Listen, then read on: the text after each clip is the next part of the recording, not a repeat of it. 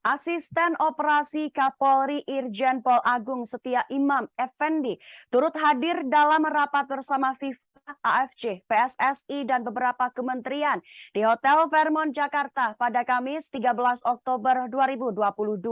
Rapat tersebut diadakan dalam rangka pembentukan Satuan Tugas Transformasi Sepak Bola Indonesia.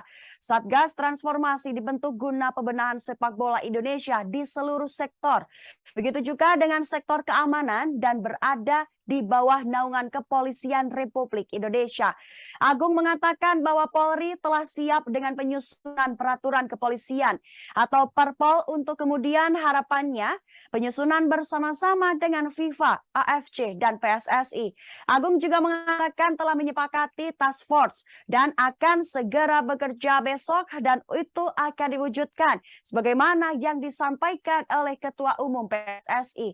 Agung memastikan untuk ke depan akan ada regulasi pengamanan anyar dari kepolisian terkait pertandingan di stadion.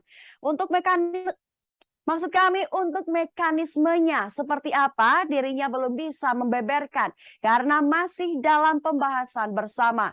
Peraturan kepolisian yang disusun mengadopsi dari peraturan FIFA maupun pengaturan lain. Ternyata setelah dikumpulkan referensinya masih banyak yang harus disinkronkan.